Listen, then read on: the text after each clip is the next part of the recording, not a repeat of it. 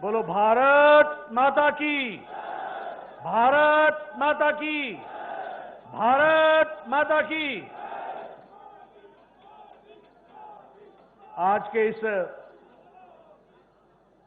धन्यवाद कार्यक्रम में भारत के यशस्वी प्रधानमंत्री आदरणीय श्री नरेंद्र मोदी जी, हमारे भारत के रक्षा मंत्री आदरणीय श्री राजनाथ सिंह जी, हमारे भारत के गृह मंत्री सम्मानीय अमित भाई शाह जी और हमारे भारत सरकार में मंत्री, पूर्व में अध्यक्ष रहे पार्लियामेंट्री बोर्ड के सदस्य सम्मानीय नितिन गडकरी जी, सम्मानित मंच और इतनी बड़ी संख्या में इस कार्यक्रम में, धन्यवाद कार्यक्रम में आए हुए हमारे भारतीय जनता पार्टी के कार्यकर्ता बंधु, आप सबकी ओर से, अपनी ओर से और भारतीय जनता पार्टी के लाखों कार्यकर्ताओं की ओर से मैं इस कार्यक्रम में भारत के यशस्वी प्रधानमंत्री आदरणीय श्री नरेंद्र मोदी जी का हार्दिक अभिनंदन करता हूं, स्वागत करता हूं।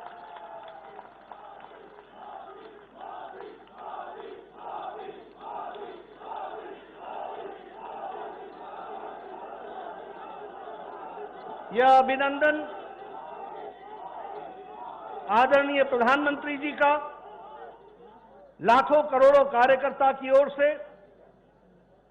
जहां मैं वंदन करता हूं, अभिनंदन करता हूं, वहीं जो उन्होंने अथक प्रयास देश और समाज को आगे बढ़ाने के लिए किया है, वह सच में देश को एक नई दृष्टि और दिशा देने वाला है।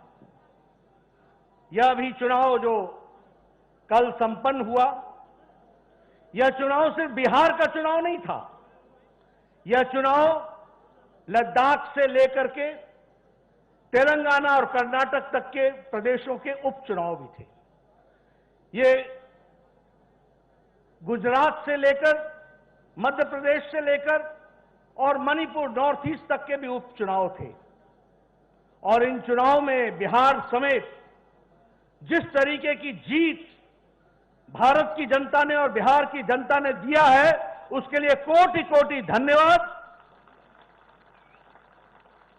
और माननीय प्रधानमंत्री जी के अथक प्रयास के कारण लोगों ने जो जन समर्थन दिखाया है, उसके लिए भी बहुत बहुत धन्यवाद। मित्रों, यह चुनाव कोविड के पश्चात, कोविड संक्रमण के पश्चात यह पहला बड़ा चुनाव था। हम सबके लिए भी बहुत दिक्कत की बात थी। समझ में नहीं आ रहा था कि कोरोना से, संक्रमण से लड़ते लड़ते इस चुनाव में लोगों को साथ लेकर के चलना कितना कठिन होगा और कोरोना संक्रमण की दृष्टि से इस चुनाव में जनता अपना कितना योगदान कर पाएगी, यह भी एक प्रश्नवाचक चिन्ह था। लेकिन बिहार की जनता हो, मध्य प्रदेश की जनता हो, गुजरात की जनता हो, मणिपुर की जनता हो, लद्दाख की जनता हो, तेलंगाना की जनता हो या फिर कर्नाटक की जनता हो, सभी ने एक स्वर से कमल के निशान पर मोहर लगा करके आदरणीय मोदी जी के काम को उन्होंने मोहर लगाई है, यह हम पूरे विश्वास के साथ कह सकते हैं।